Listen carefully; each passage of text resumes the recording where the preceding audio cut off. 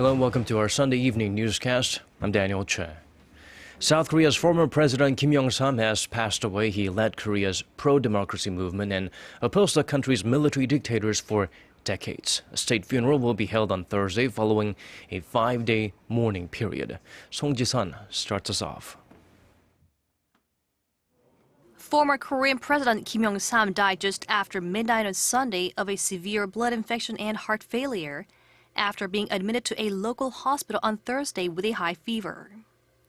Kim was Korea's 14th president and led the nation from 1993 to 1998, ending decades of military rule, but ended his term a lame duck after accepting a massive international bailout during the Asian financial crisis in 1997. The Korean government on Sunday announced a 5-day period of mourning for the late president. Kim will be laid to rest at the National Cemetery in Seoul on Thursday, following a ceremony at the National Assembly. The government has decided to hold a state funeral for late President Kim Youngsam in accordance with the wishes of his family and the law.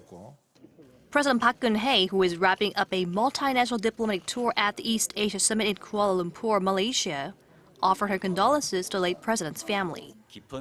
The presidential office expresses its deep condolences to the former president's family. May he rest in peace. The government will prepare the funeral ceremony with courtesy and respect.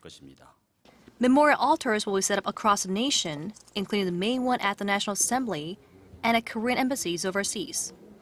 Kim is survived by his wife, 2 sons, and 3 daughters. Song Ji-sun, Arirang News.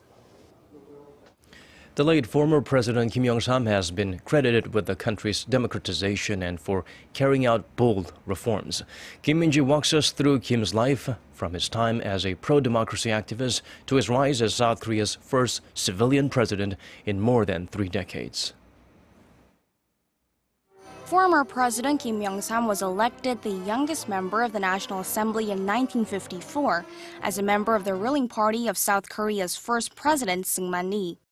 In 1979, Kim was expelled from the National Assembly for anti-government activities and criticizing President Park Chung-hee, the father of current President Park Geun-hye.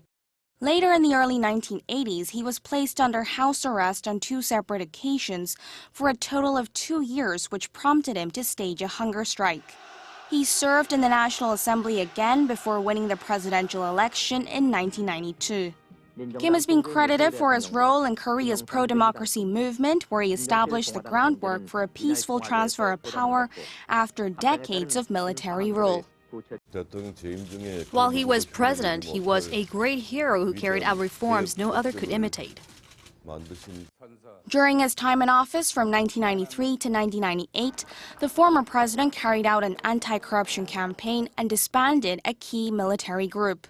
He also had his 2 predecessors, Chun Do-wan and No Tae-woo, arrested on treason and mutiny charges for getting involved in a coup and cracked down against anti-government protesters. He pardoned them both at the end of his term. He was a great figure who contributed to the history of democracy in Korea. We must honor and carry on the spirit of his philosophy of democracy.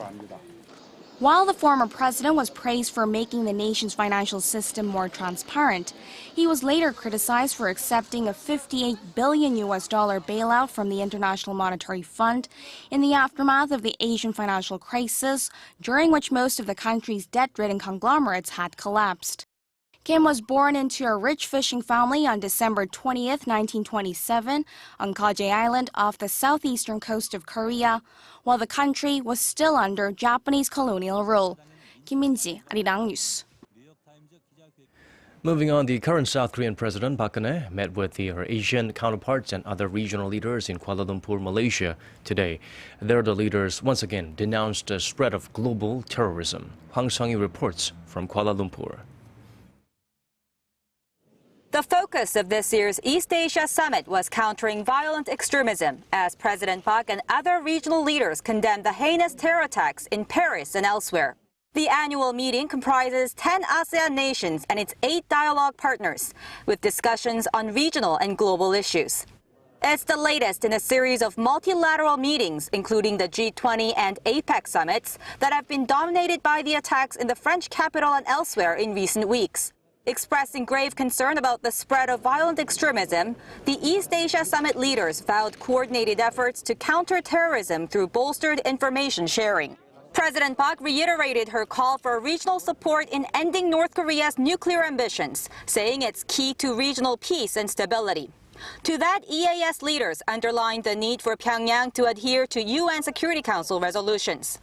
Also on the agenda was the contentious issue of the South China Sea dispute.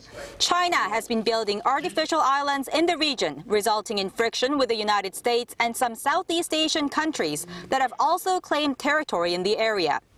President Park said that peace and stability in the region is an issue of Seoul's interest, since the South China Sea is a key shipping route for South Korea.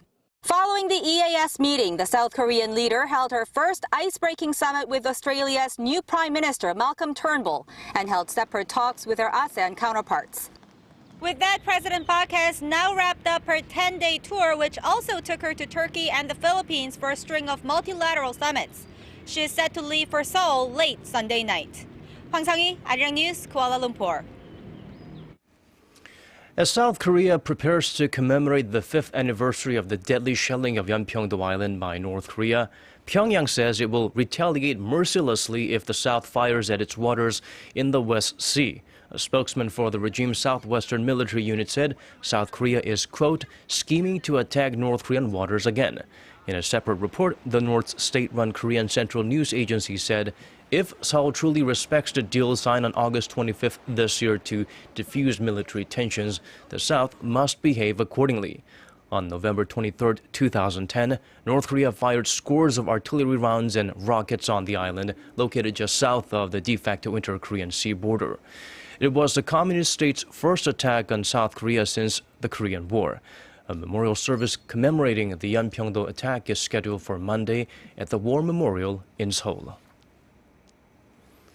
A French convert to Islam is suspected to have been instrumental in the recent Paris attacks. Fabien Clang has been identified by U.S. authorities as the voice in Islamic State audio messages claiming responsibility for the attacks. The Washington Post reports, citing security sources, the 37-year-old is believed to have influenced more than 850 French and Belgian citizens thought to have traveled to Syria to fight. He also appears to have been involved with at least 2 plots in France this year.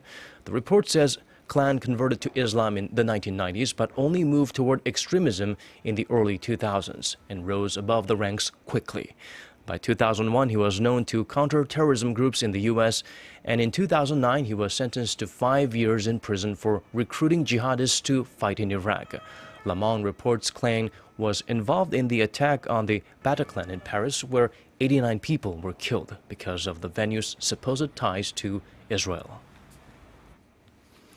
A landslide near a jade mine in northern Myanmar has taken dozens of lives. The Associated Press reports the death toll has risen to 70. According to Myanmar state media, at least 30 bodies have been uncovered. Local authorities have launched a search and rescue mission for the hundreds more who are feared dead or missing. The incident happened when a giant amount of dump soil from the mine located in Pakan collapsed at around 3:30 a.m. this morning while miners were searching for jade on the mountainside. Residents said there have been 5 similar incidents this year. The landslide buried about 80 households in Sankatku village while local miners were sleeping, and just 5 huts escaped the disaster. External factors stemming from the U.S. and China could be the biggest factors in Korea's growth next year. A poll by Seoul-based Yonhap News Agency indicates the Korean economy will likely grow in the high 2% range next year. But uncertainties overseas, like a possible U.S. rate hike that could happen next month, may provide a ceiling. The slowdown in China was cited as the biggest threat to Korea's growth, which is highly dependent on exports. Korea's trade volume dropped for a 10th consecutive month in October, failing to hit the $1 trillion mark for the first time since the year 2011. Korea's 2 largest automakers, Hyundai Motor and Kia Motors, were the best-selling brands in Chile last month. According to Chile's Auto Association ANAC, Hyundai sold well over 2,300 cars in the Chilean market to come in at number 1, followed closely by Kia. It marks the first time both Korean automakers did better than Chevrolet in monthly sales in Chile. However, the U.S. carmaker still sits at number one in terms of annual sales, having sold nearly 27,000 cars in the first 10 months of the year. Kia has sold over 23,000, while Hyundai has sold more than 20,000. The two Korean automakers have a combined market share in Chile of just over 19%. And now for a quick look at the weather before we go. If you're in Korea, you'll want to pack an umbrella tomorrow morning as showers are expected nationwide. You'll also want to brace yourself for wintry weather this week as sub-zero temperatures and snow are in the forecast for various parts of the nation. As for Monday, Seoul will start the day at 8 degrees Celsius, then get up to 11.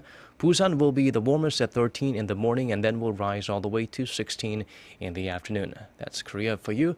Let's check out the weather conditions outside of Korea, around the world, and in your neck of the woods.